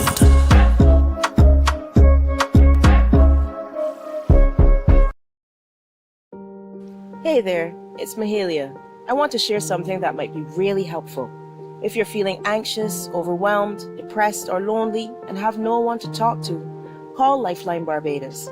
We all face struggles at times in our lives. You're not alone. There's no need to feel ashamed or embarrassed. It's okay to reach out for support. Lifeline Barbados is completely confidential. No one else will know you called. They're there to offer a caring ear and guidance without judgment. And fellas, I want you to know asking for help is a true sign of strength. It takes real courage to reach out. You can also call Lifeline Barbados if you're worried about loved ones who are struggling and you need advice on how to support them. There's a saying, a problem shared is a problem halved, but not everyone has someone they can confide in. That's why Lifeline Barbados exists, to be there for you or someone you care about during tough times. Save this number. Lifeline Barbados is just a call away. Remember, you can reach out whenever you need to talk. Books open your heart, your mind, and your soul.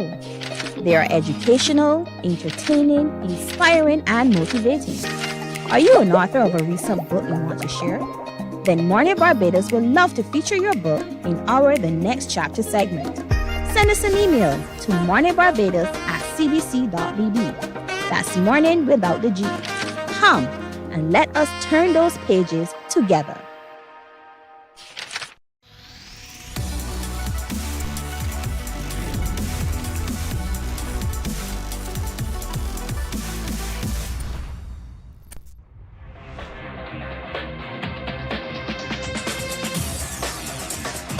Week after week, Scold presents exciting reports and documentaries on the most varied topics of our time.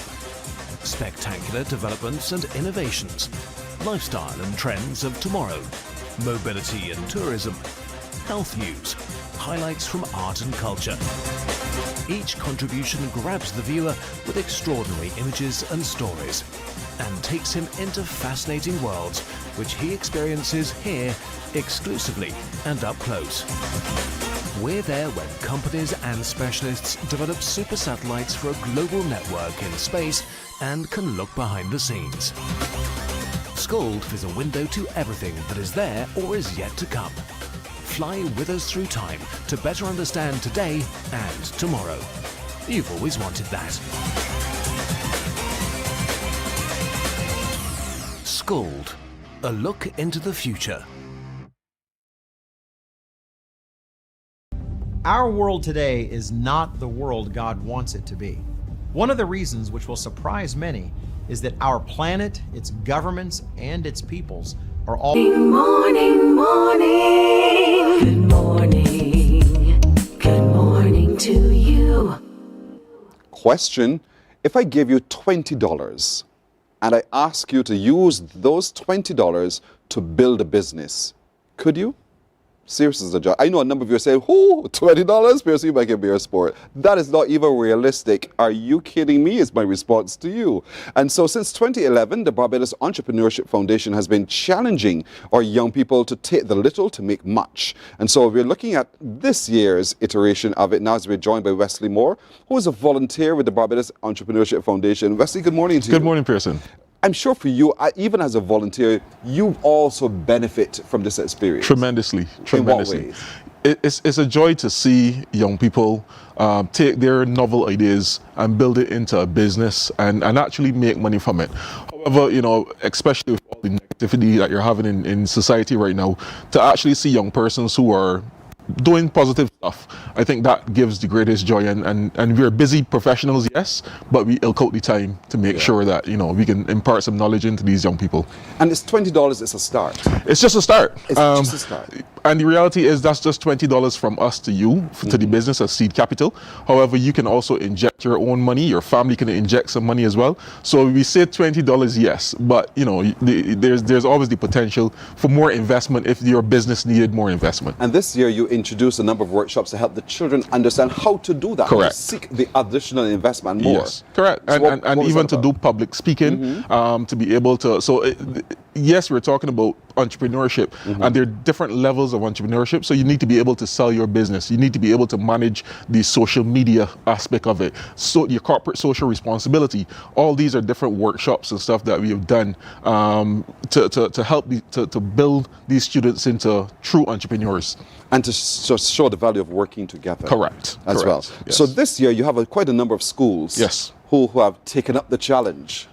Post-COVID, this is the largest number of schools that we've had so far. So How this many? is 16 schools that we've had. And this is a combination of public and private schools, secondary schools, along with even the BCC and the vocational training school from, I can't remember what the name of it is. SJPI is also in it. SJPI is also in it as well. So yeah. And so tomorrow, Saturday, we have an opportunity to have a chance to see what they've been working on. There's a marketplace that's happening. Yes. Tell me where and when and what. So the market day is tomorrow, or that's one of our main events as well. That's happening at Sky Mall, starting at 10 a.m. It's going to 3 p.m. in the afternoon. And we'll have approximately about 50 or so businesses being there on display. And we have a wide spectrum of businesses on display. You have your jewelry, you have fragrances, you have food and beverage, all types of business, even the arts. So these students have come up with all types of businesses, and we want persons to come out, you know, start your Christmas shopping, your Christmas gift shopping early. You can get some candles with different scents if you want to and stuff like that. It's going to be a beautiful experience. And they're all over the corridors of Sky Mall tomorrow. Yes, please. All through. Early what time tomorrow? From 10 a.m. From tomorrow 10 o'clock. morning. Early o'clock tomorrow morning when the mall is definitely open from 10 until later in the afternoon from about 3. 3, yeah. Then as you go through the aisles of the mall, moving from your store to store, take some time to stop at some of these stalls, engage with the young people. Yes. Make a purchase, because your purchase is an investment as well. Agreed. Into their success, not just the success of their business, but to their success. And it makes a tremendous difference to them as well. And even if you don't make a purchase, Pearson, the engagement, that goes a long way. As you have a lot of students who are timid, you know, and they're introverts, and this is an opportunity now for them to engage and sell their business, sell their skill, you know, and to engage with persons that they're not familiar with. So even if you're not in a position to purchase, and you have a few minutes that you can stop by a few of these stalls and engage them, find out how they came up with the idea, how they brought this business to fruition and what's now, how the experience has been for them. We love that. Yeah, I love it too. That's the truth. I do. So therefore, tomorrow from 10 o'clock in the morning at Sky Mall, engage with the young children of our schools who are a part of the Barbados Entrepreneurship Foundation's $20 challenge, and they're drawn from secondaries, public and private schools, and we want you to come out, everybody, and to really give them the energy that they need to do so. But this is only a part of a whole series, because at the end of this series we will announce winners. Yes. So what happens after tomorrow for them? So after tomorrow, there are a number of prizes that they can get even from tomorrow's experience. And not all of the businesses that are all of these schools, I should say, our students are participating tomorrow, because some of the businesses, as you will appreciate, might not be ready for market day.